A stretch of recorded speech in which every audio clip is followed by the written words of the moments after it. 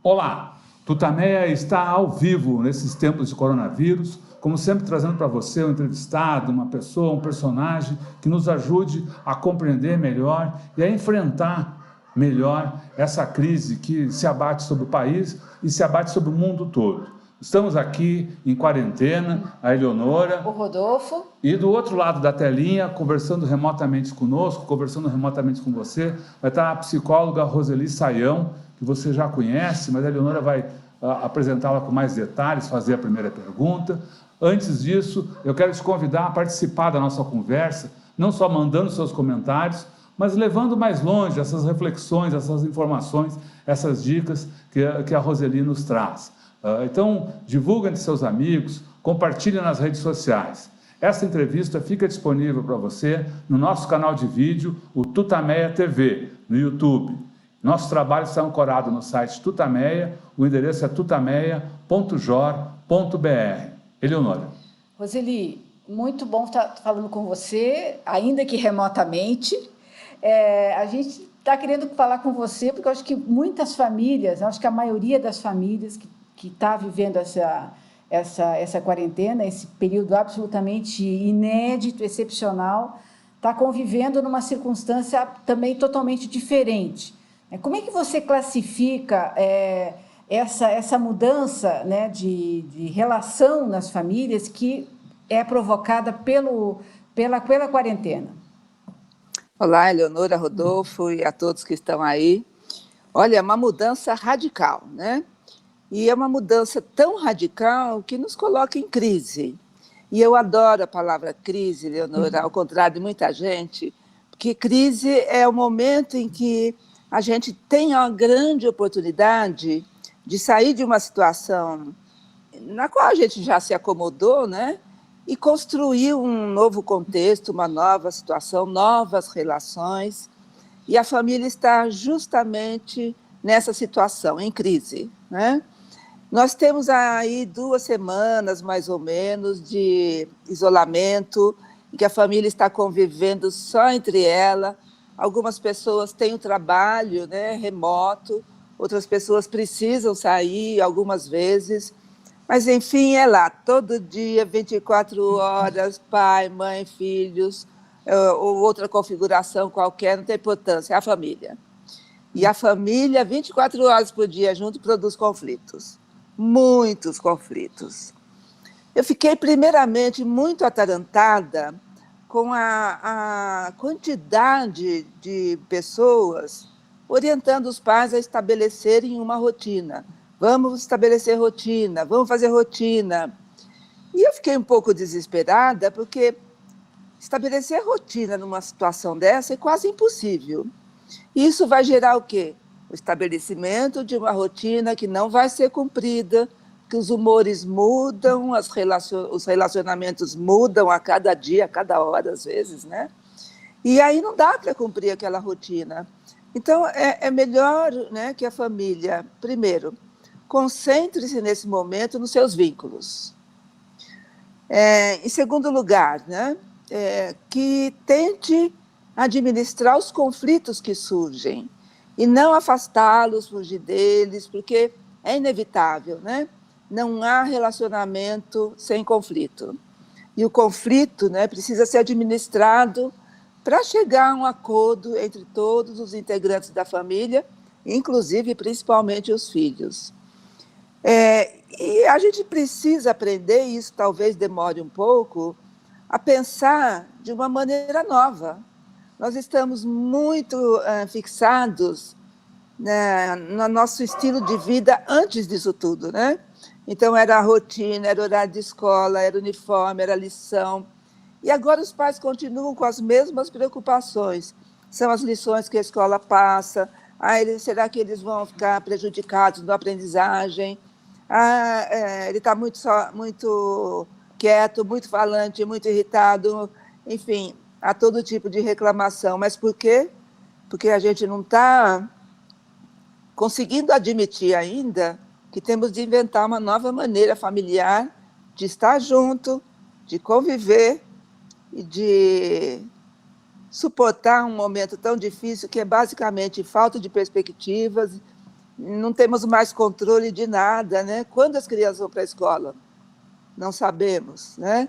Elas vão aprender o conteúdo escolar regularmente? Muitos professores me perguntam isso. E na volta, como vai ser? Não sabemos. Então, o melhor é viver cada dia, cuidando especialmente dos vínculos mesmo. Para a família, isso é o mais importante. Você falou, não temos mais controle de nada. Isso também gera um grande conflito pessoal, né? Porque muita gente está preocupada em saber como é que vai ser o futuro, o que eu vou fazer amanhã, enfim, ter o controle da situação, coisa que agora é praticamente impossível. Essa crise veio aniquilar nossa ilusão de que a gente tinha controle sobre algo, né? Na verdade, a gente nunca teve. Mas a gente faz lá a nossa agenda, dizendo que amanhã tem isso, semana que vem tem isso, mês que vem tem isso. E é pura ilusão, né? Porque como será que eu estarei amanhã? Ou como será que o mundo estará semana que vem? Não, a gente não considerava nenhuma dessas possibilidades. E, de repente, essa crise deu um tapa na nossa cara para dizer, olha, a gente, o ser humano, não tem controle de nada. Nem da própria vida, nem da vida dos filhos, nem do trabalho, nem do futuro dos filhos. Eu vejo muitos pais preocupados em tentar dirigir os filhos para um futuro que eles não sabem como será, não sabiam, né? Agora, muito menos. Então, realmente, nós estamos sem tapete de segurança. E agora que a gente precisa dessa força interna para aguentar esse tranco, né? E o que você diria para os pais que têm que trabalhar em casa, estão trabalhando remotamente, têm que cuidar da rotina básica da casa, alimentação, a higiene, né? Tem que cuidar dessas tarefas que parece que muitas crianças estão atoladas com essas tarefas que chegam das escolas. Como é que é possível administrar o tempo e ainda os conflitos que resultam dessa mudança tão radical? Uhum. Não é fácil, não, né? Você sabe que isso me fez lembrar muito do meu trabalho, ainda jovem, com filhos pequenos, né? Eu atendia em consultório que era dentro da minha casa, era uma sala que dava para isolar do restante da casa. Meus filhos tinham 7 e 11 anos, e eu achei que já fosse possível falar com eles e falar, olha, quando eu fechar aquela porta, não pode fazer barulho, não pode bater na porta, não pode me chamar, vai ter de esperar, né? E um belo dia eu estava atendendo, e aí, de repente, eu escuto passar um bilhete por baixo da porta, né?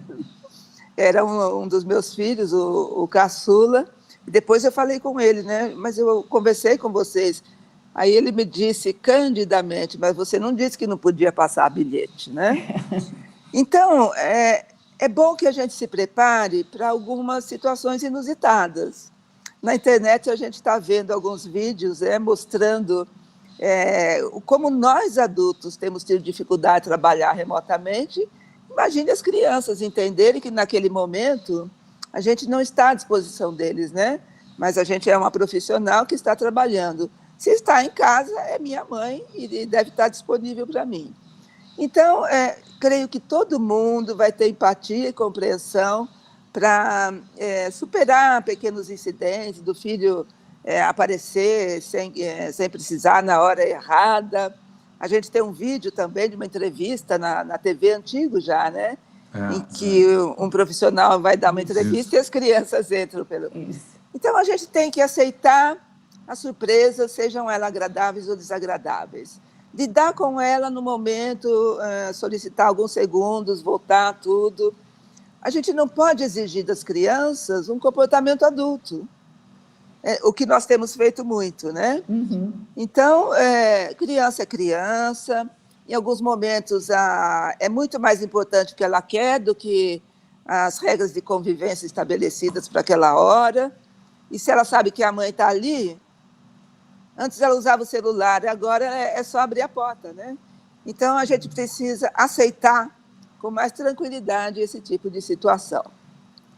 Quanto às tarefas escolares, Gente, eu não estou acreditando nisso que as escolas têm feito. Não acredito, né? Primeiramente que as escolas, algumas pelo menos, estão descobrindo que elas não sabem usar a tecnologia a favor do ensino. Porque não é uma substituição da aula presencial pela aula virtual. Não é passar tarefa pelo WhatsApp, ou seja lá por onde for. Não. A gente tem muitos outros recursos que a escola nem conhece.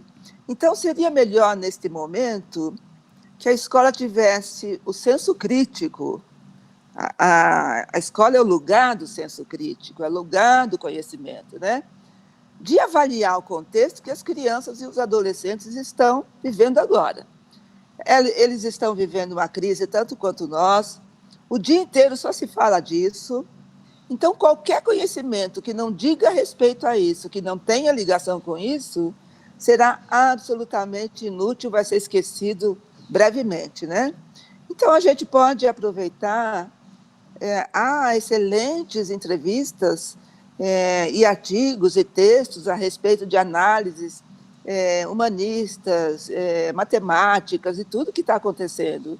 Então, é preciso fazer esse link, que isso aguça a curiosidade, os alunos aí vão querer saber, vão querer perguntar, mas aí com base no conhecimento de fato, né? Então, eu estou muito decepcionada com as escolas que têm feito isso, e os pais podem esquecer esse conteúdo escolar, ele não é tão importante assim quanto a gente imagina, né? Roseli, exatamente nessa sua resposta, você falou várias vezes a frase: as pessoas têm que aceitar, as pessoas vão ter que aceitar.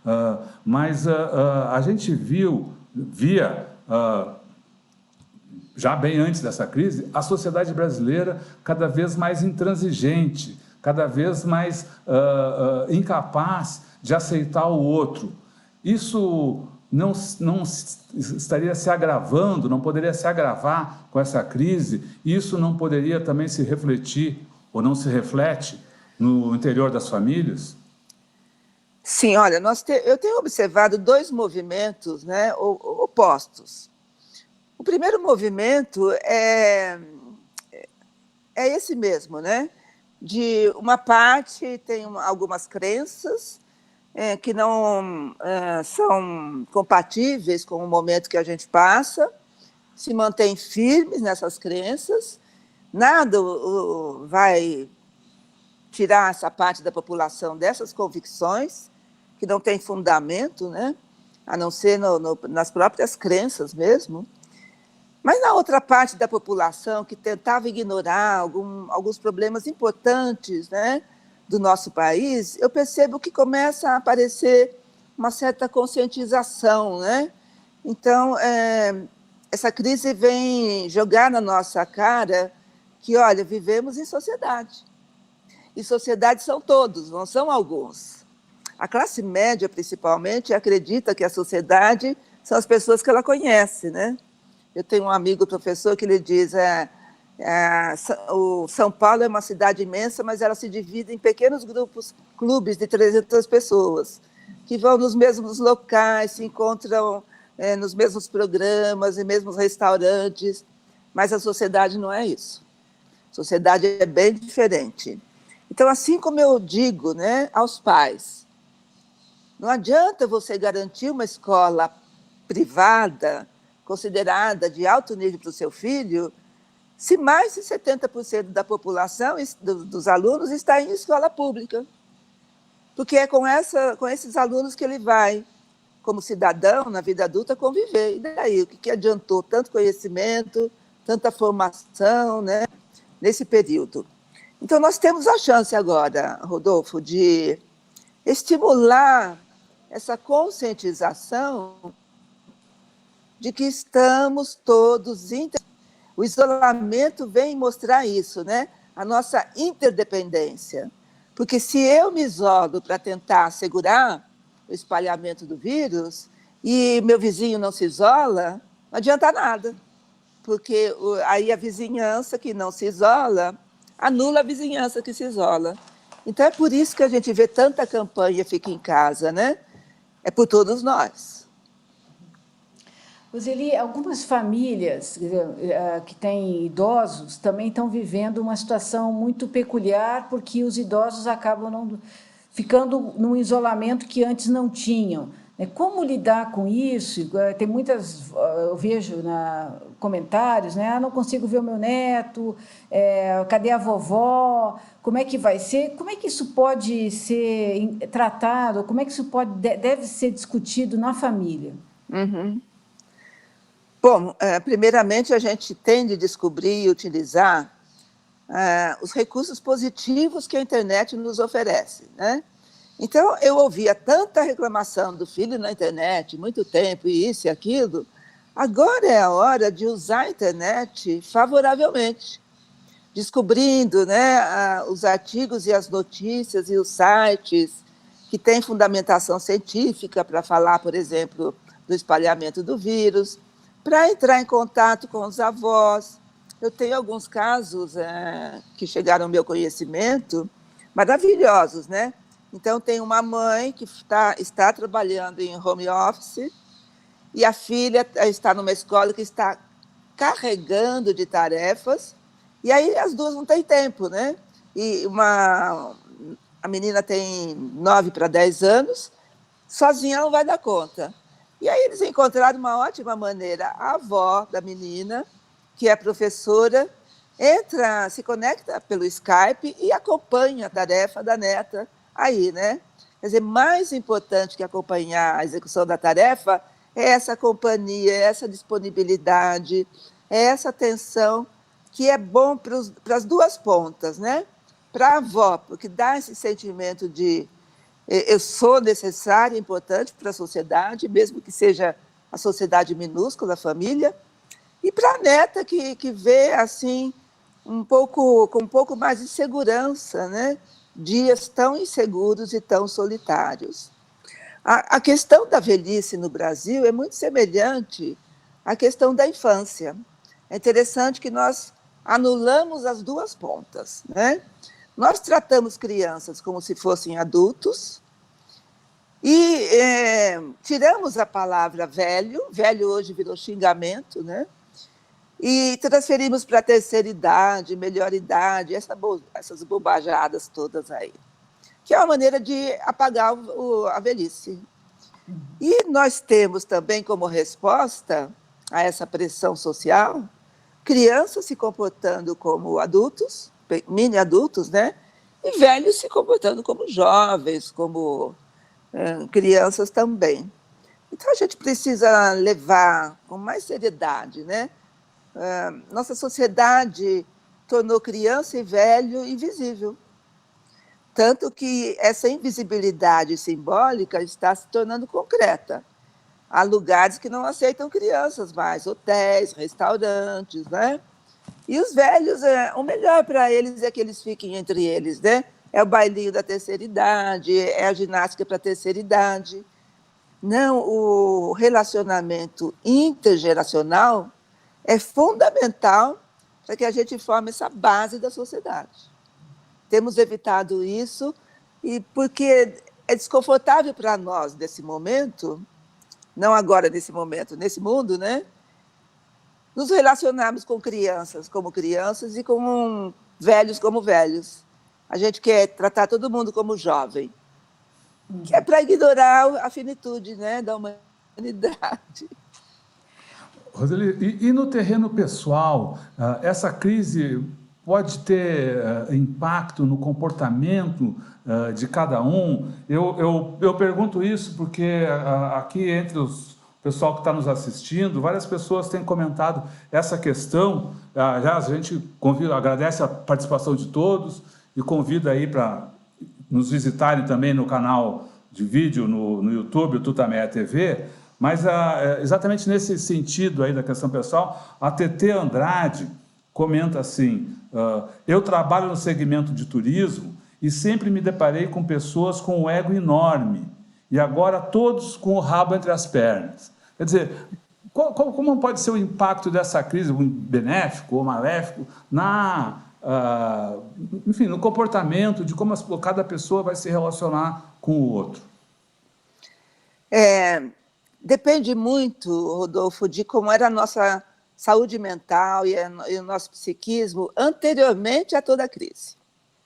Ou seja, né, a gente já tinha alguma disposição para desenvolver sintomas nessa ou naquela direção, a gente já tinha um certo desprezo pelo outro, ou nem reconhecia o outro, ou a gente tentava, pelo menos na medida do possível para cada um, né, viver de maneira societária. Eu estou me lembrando agora de uma mensagem que eu recebi que me fez rir muito, né? De uma jovem mãe, super zelosa, ela conta a história, como está sendo com os filhos, ela tem 3 filhos, e aí ela diz que a maior preocupação dela nesse momento não é com os filhos, mas é que faz 10 dias que ninguém entra e ninguém sai na casa dela. Ou seja, parece que, em termos de espalhamento de vírus, eles estão protegidos, mas toda hora ela vai lavar a mão e leva os filhos a lavar a mão. E aí ela me pergunta, né? Você acha que eu vou sair dessa com toque? Transtorno obsessivo compulsivo, né? Olha, nós vamos carregar consequências, certamente, mas não consequências necessariamente patológicas, né? Nós podemos... Eu gosto muito da frase de uma psicanalista que eu admiro muito, Françoise Doutor. Ela falava das crianças, mas eu acho que vale para todo mundo essa ideia, que qualquer situação, por mais nefasta que seja, pode trazer, pode colaborar para um desenvolvimento no sentido positivo de qualquer pessoa, de qualquer criança, né? Então, sim, vai depender um pouco do esforço pessoal que cada um de nós vai conseguir fazer para colocar em dia, né, a sua saúde mental, que nesse momento é tão importante quanto a saúde física. Não adianta a gente só se prevenir da infecção pelo vírus, né? A gente tem que se cuidar para se manter bem, saudável, né, com a nossa saúde mental em dia, para que a gente possa cuidar dos outros e cuidar da gente, né? Bom, eu imagino que não haja receita para isso, mas, mas alguns tipos de comportamento podem facilitar, beneficiar a saúde mental, não? Eu acho que a primeira coisa que eu me lembro que beneficia muito é a ideia de tornar-se útil para a sociedade. Neste momento, há muitas maneiras de a gente conseguir fazer isso. E isso vale para os filhos, crianças, filhos adolescentes e para nós, né? Então, hoje, nós temos boa parte da população que já não tem como alimentar a sua família. E nós temos na internet muitas campanhas de arrecadação que precisam de voluntários virtuais para fazer essa comunicação dessa campanha correr entre várias pessoas, né? No própria vizinhança, a gente já percebe um pouco como algumas pessoas descobriram como tornar-se útil. Então, a gente já viu na internet vários bilhetes de jovens que se dispõem, né, aos idosos que moram sozinhos, que podem sair para fazer compra, ir à farmácia, e que contem com eles. Então, a primeira medida que eu penso que ajuda muito, né, a saúde mental é tornar-se útil aos outros. E pode começar de dentro para fora, ou seja, da família, lembrar-se de ligar todo dia para aqueles que estão mais distantes, para os velhos da família que estão lá sozinhos, né? Todo dia, é uma companhia, é uma presença na ausência que importa muito nesse momento. E aí ver a vizinhança, se você pode fazer alguma coisa pela vizinhança, sem comprometer, né, o seu isolamento. Enfim, se você precisa sair em algum momento, e a gente precisa, né, oferecer que você vai sair mesmo para algum vizinho que precisa, você quer que eu traga alguma coisa para você.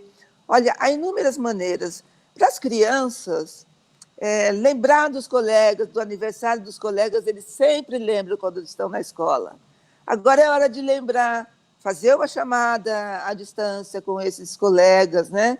E a gente deve dizer para os nossos filhos, você deve ter colegas que estão muito tristes, né? Vamos conversar com todos que você tem contato, vamos ver quem que você pode ajudar, conta uma história para eles, lê uma parte de um livro.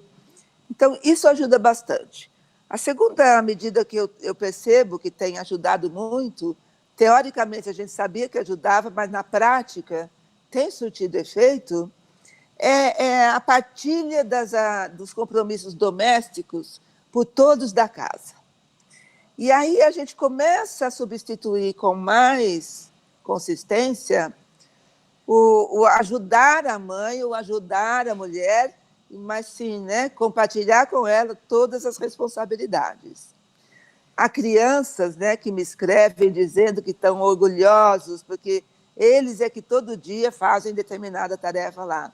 Então, para a criança, isso é muito bom. E a saúde delas também, a mental delas também está fragilizada, né?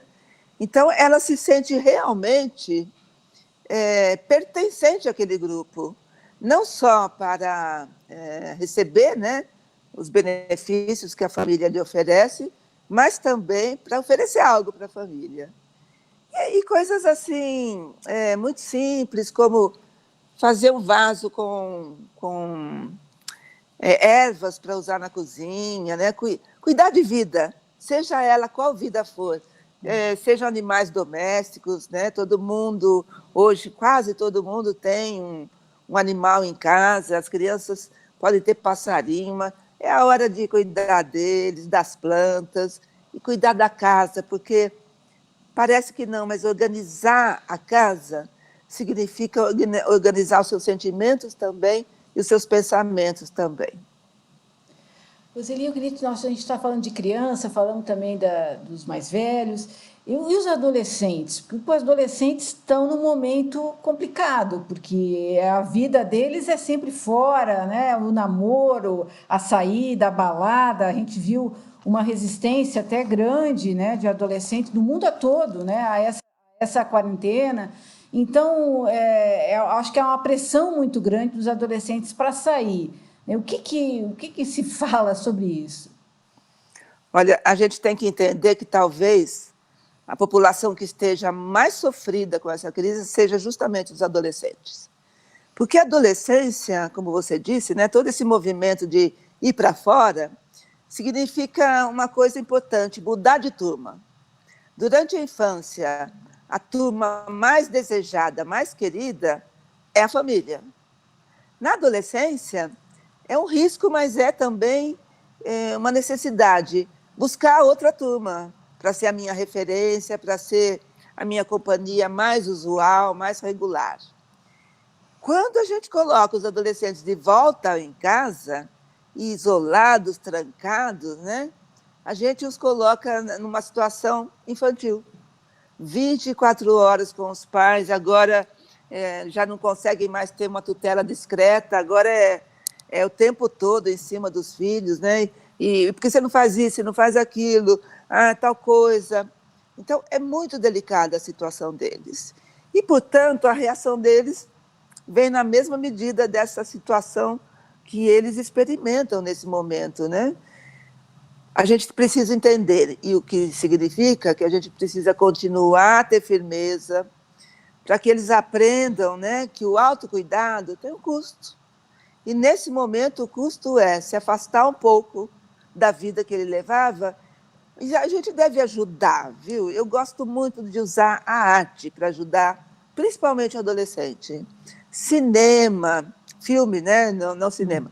Os filmes, músicas, obras, pinturas.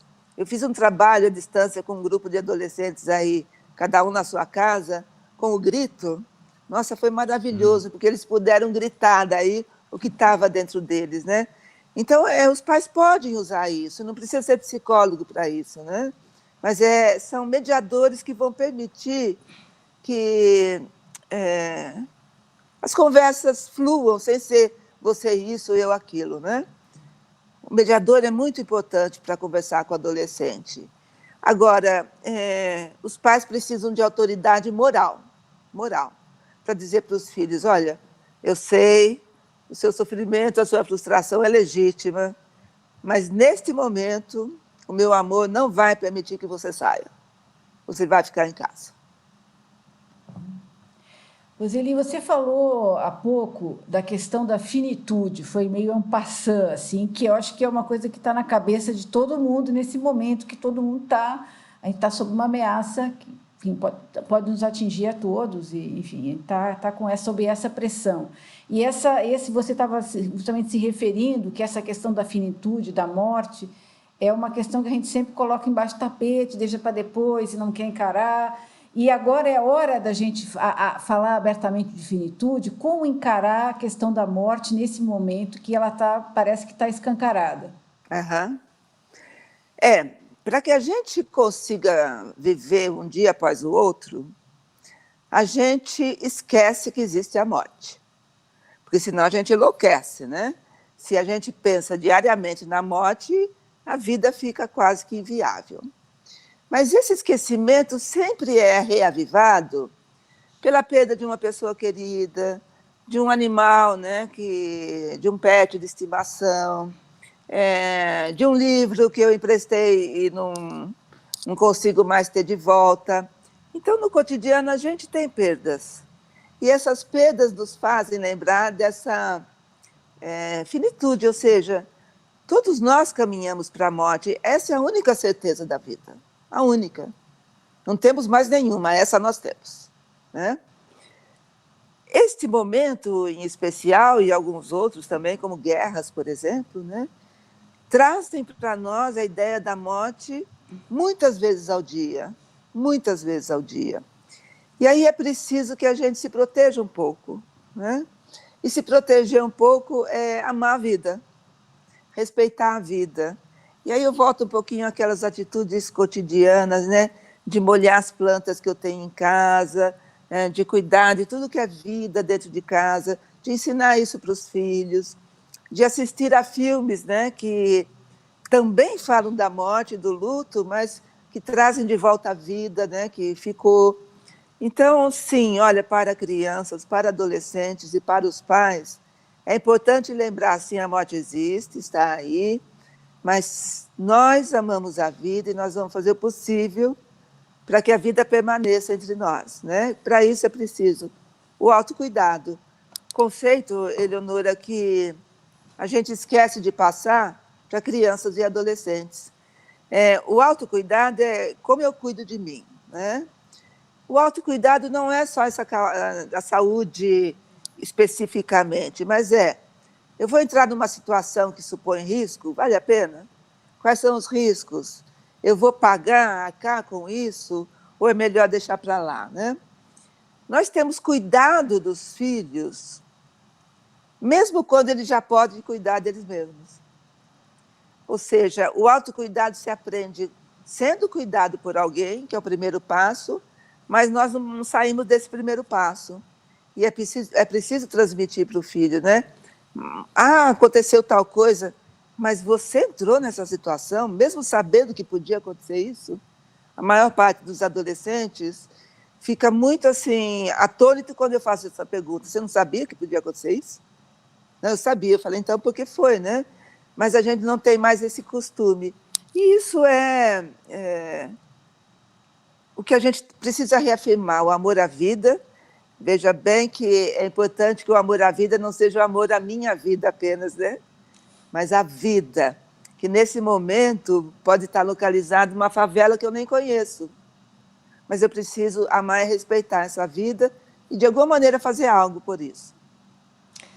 Roseli, está virando quase lugar comum as pessoas dizerem que a vida, ou a vida como a gente conhece, jamais será a mesma depois dessa pandemia. Você concorda com isso? O que vai ser mudar para o bem ou para o mal? Como é que você vê essa mudança que existirá no futuro?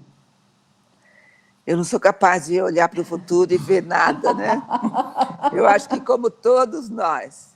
Mas eu posso olhar o presente e pensar como é que a gente vai sair dessa. Não sei se em uma semana, em um ano, sei lá quanto tempo. Depende muito de como a gente vai lidar com essa crise, né? O que a gente vai valorizar nessa crise. Então, eu insisto com os pais, né, que nos assistem. Não adianta querer valorizar conteúdo escolar, gente. Eu tenho acompanhado as discussões nos Estados Unidos que as universidades vão mudar. Isso vai baratear, eles vão investir muito mais na educação à distância. Quer dizer, muitos alunos não vão precisar morar no campus, né? Vai baratear o estudo, isso vai possibilitar um número maior de pessoas. Enfim, nós teremos mudanças importantes, para o bem e para o mal. Nós não vamos conseguir sair só na boa ou só no ruim, né? É para o bem e para o mal.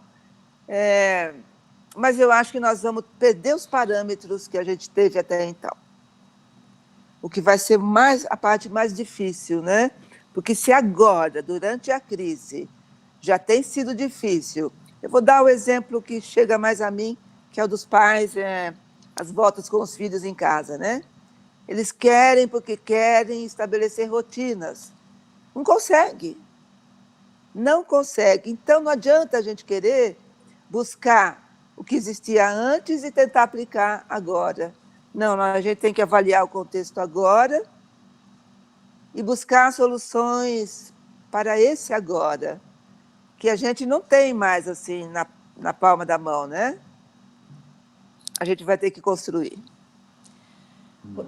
Roseli, tem a questão da violência doméstica, que a gente ainda não tem números, mas muitas pessoas estão dizendo que está aumentando, né, a questão dos ataques às mulheres, essa vida do casal, muitas vezes muito invada de violência, de rancor. O que dá para falar sobre essa questão não só do feminicídio, mas da violência doméstica do cotidiano? E também das crianças, né? Falei do feminicídio, mas as crianças também são vítimas da violência. Sim, eu acrescento isso, né? Porque eu moro num local, Eleonora, em que eu tenho vizinhos de paredes muito próximas, né? São casas, mas o terreno é pequeno, então eu escuto tudo que os vizinhos de trás e dos lados falam. E eu tenho visto, né, como a perda da paciência dos pais, que também a gente entende, né, porque para eles está sendo difícil, mas como tem caído sobre os filhos, né? Então, há uma violência, principalmente verbal, mas não apenas, em relação às crianças, que está crescendo com essa situação. Em relação às mulheres, né? Se já era difícil antes, imagine agora. Então, antes havia aquela possibilidade para muitas delas de escapar daquele relacionamento, pelo menos algumas horas por dia. Agora não dá mais, né? Falta um apoio maior da nossa sociedade.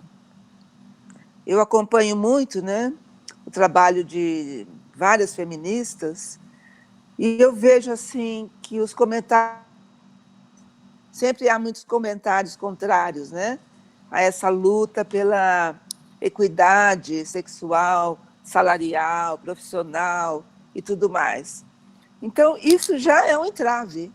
A própria mulher já se sente, quando agredida, responsável, culpada, participante. E a gente sabe que há muitas análises nesse sentido mesmo, né? Então, não vejo como essa mulher sozinha consiga fazer alguma coisa. Ela precisa de uma rede de apoio. E a rede de apoio também não pode ser apenas pessoas próximas, né? Porque pessoas próximas, nessa hora, tendem a ter opiniões, a tomar um lado ou tomar outro, né? Quantos crimes foram cometidos e a gente vê, a posteriori, as avaliações. Nossa, ela falou comigo, mas eu falei que era exagero dela, não sei o quê, né? Então, é preciso que a gente se conscientize como um grupo social. Não adianta esperar que a sociedade toda, né, nesse território tão amplo, consiga se organizar. Mas, olha, tem a vizinhança, que eu acho que vai reconquistar um papel importante na vida de todos nós. A vizinhança. A vizinhança. A vizinhança são as pessoas reais, né, que habitam lugares próximos, com as quais a gente cruza quase que todo dia, eu cruzava pelo menos, né? São pessoas que precisam de ajuda e que podem ajudar. Então, nós vamos ter que recriar esse sentimento de vizinhança. Não será nos moldes antigos, terá de ser em novos moldes, né? Mas eu vi uma corrente de vizinhança acontecendo a partir de um fato, né, de que um senhor idoso que morava sozinho, no bairro próximo aqui onde eu moro, morreu. E né, ninguém descobriu que ele estava morto, né? E aí essa vizinhança começou a todo mundo trocar telefone, fazer um grupo de WhatsApp da vizinhança, com a ressalva de que era só para pedir ou oferecer ajuda, não era para discutir nada, né? A regra deles é que não podia discutir religião, não sei porque talvez tivesse uma questão religiosa ali no meio. Então, nós vamos ter que recriar essa sensação de proximidade e de ter uma rede de apoio com pessoas que estão próximas, estarão próximas, se e quando eu precisar. Roseli, quando você estava falando aí da questão, de novo, da questão da família, você disse que os pais, nesse momento, precisam ter, estava falando do trato com adolescentes, né? Os pais, nesse momento, precisam ter a força moral para dizer que eu te amo e por isso não vou deixar você sair, se colocar em risco nesse momento em que está nas ruas, não só se expor à contaminação, como também poder se transformar num vetor de disseminação do vírus. Essa fortaleza, essa posição, ela não pode ser ameaçada quando a gente vê todas as manhãs o presidente da República sair às ruas e dizer, ou dar entrevista dizendo que tem que ir para a rua, chamando de covardes governadores que propõem a quarentena e colocando essa questão do enfrentamento à pandemia como se fosse uma questão de coragem ou covardia? Uhum. Sem dúvida, pode atrapalhar, Rodolfo. Mas aí entra muito o papel da família nesse sentido, né?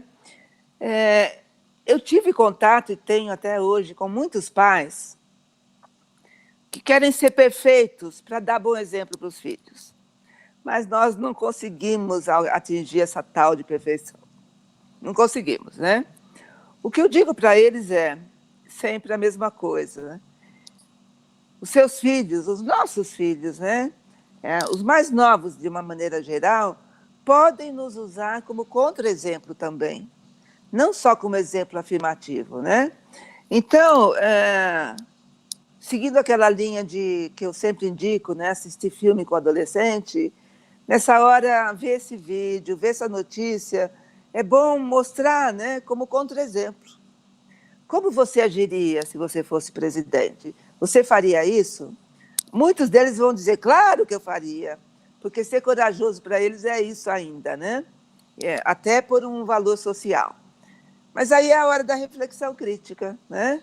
Mas você considera que fazendo isso você pode prejudicar isso, aquilo, aquele outro? E aos poucos isso vai se tornando mais sólido e eles podem usar como contra-exemplo daí. Agora é importante lembrar, Rodolfo, isso é muito importante, né? Que muitas das coisas que o adolescente fala são só para atingir os pais. Não é de fato o que ele pensa. Então, muitos adolescentes vão insistir, não, é isso aí, tem que falar mesmo. Mas, internamente, eles já sabem que não é isso aí. Isso é o que mais importa. Roseli, eu queria que você falasse um pouco da sua rotina, o que você tem feito, o que você leu que você gostou, que pode nos indicar, que filmes você está vendo. Queria que você falasse um pouco assim, do seu dia a dia na quarentena. Uhum. Eu sou um pouco rebelde, viu? Eu trago da minha adolescência, guardei um pouco da rebeldia. Então, se tem uma coisa que eu fujo dela, é a rotina. Se o meu dia for igual, 2 dias seguidos, eu já fico entediada, né? Então, a cada dia, quando eu acordo, é claro que a primeira coisa que eu faço é tomar um café para acordar de fato. E aí eu penso, né? O que eu estou disposta a fazer melhor hoje? Eu tenho assistido a muitos filmes que tratam da questão dos adolescentes. Eu estou muito preocupada com eles. E a melhor maneira de eu ajudá-los é por meio dos pais, né? Então, assistir a filmes que os pais possam assistir junto com os filhos, debater, que produz uma boa conversa entre eles. Tenho lido alguns livros. Mas fala dos filmes aí. Dos filmes. Que exemplos? Você fala de alguns exemplos. Né? Então, vamos lá. A Lula e a Baleia é um filme que eu gosto muito, que conta a história de um casal de adultos, muito juvenilizado, né, segundo a nossa própria cultura, e que, por conta da própria juventude, se dedica muito a si mesmo e esquece que tem 2 filhos lá. Eles ficam, enfim, os filhos um tanto quanto abandonados, não fisicamente, mas emocionalmente, né? E aí o filme mostra como é que eles arcam, às vezes, com a consequência do nosso comportamento inconsequente. Isso é uma coisa que... Esse é um filme que eu indico muito, tanto para adolescente quanto para adulto, para pais. Um filme que eu assisti recentemente, não conhecia, é Tudo e Todas as Coisas, que conta justamente a história de uma adolescente confinada desde criança, por conta de uma doença, que a gente vai ver no filme que, de fato, não é isso que a confina, mas o desejo da mãe dela ficar sempre perto da mãe, né? É interessante para o adolescente descobrir as maneiras criativas, desculpa, que essa adolescente descobriu para sobreviver ao confinamento. 2 filmes que eu gosto muito, que para mim são clássicos, né? Um é Eu Quero Ser Grande, que é um filme que faz uma criança desejar ardentemente ser adulta e depois conseguir magicamente, depois desejar ardentemente voltar a ser criança, e mostra a visão do mundo adulto pela criança e a visão do mundo infantil pelo adulto, né? E o outro é uma sexta-feira muito louca, que é a troca de lugar entre mãe e filha. Eu acho, assim, que pode provocar empatia nos pais e nos filhos. Deixa eu me lembrar. Eu assisti a um filme que eu adorei, que chama Viver Duas Vezes, que é justamente a história da dificuldade de relacionamento entre neta, mãe e avô, até que eles conseguem se reunir novamente. Muito delicado esse filme, gostei muito. E aí eu ficaria horas aqui, né? Mas minha memória não vai ajudar muito, não. Eu adoro, nesse momento, voltar aos livros dedicados às crianças. Eles são tão sensíveis, tão profundos, permitem muitos tipos de leituras, né? Do adulto, do velho, da criança, do adolescente. E um dos que eu tenho visto muito é um livro muito conhecido que não tem palavras, só tem imagens e depende, portanto, da nossa interpretação. É o Zoom, né? Que eu acho importante, nesse momento, a gente dar um zoom a olhar o mundo, né? Porque se a gente fixa um foco, a nossa visão fica limitada. Então, a gente precisa ir dando zoom. E esse zoom é a metáfora, né? O que nos permite dar esse zoom? As artes, a cultura, o conhecimento, as ciências, por exemplo. O que mais você me pediu? Esqueci. Não, é isso. O que você estava fazendo, que você está lendo, vendo, que você estava gostando. Enfim, era isso. Era uma dica. Eu tenho costume também de ler poesia. Eu adoro Fernando Pessoa e todos os seus heterônimos, né? Então, Clarice Lispector, eu leio sempre para me revigorar. Tem gente que se deprime com o texto dela, eu não, me revigoro. Por aí vai, viu? Legal. Né? Legal. Bom, pessoal, a gente conversou aqui com a psicóloga... Peraí, Roseli. Fica aí, vai lá. Não, peraí, você fazer ainda uma declaração final aí, antes da gente ir embora. A gente só vai fazer um chamamento aqui para a nossa audiência. Isso, o pessoal que está nos acompanhando, a gente quer agradecer a sua participação, lembrar que essa conversa Fica disponível no nosso canal de vídeo no YouTube, o Tutameia TV, e também a reportagem sobre essas orientações, essas análises feitas pela Roseli Saião ficam disponíveis como reportagem, então, no nosso canal, no nosso site, Tutameia, o endereço é tutameia.jor.br.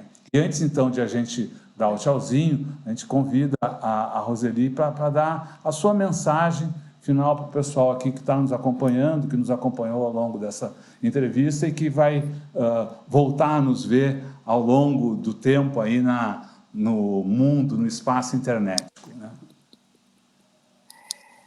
Olha,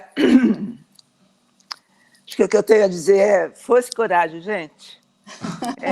Solidariedade, firmeza, cooperação, que são valores opostos aos quais a gente estava acostumado, estava submetido, né?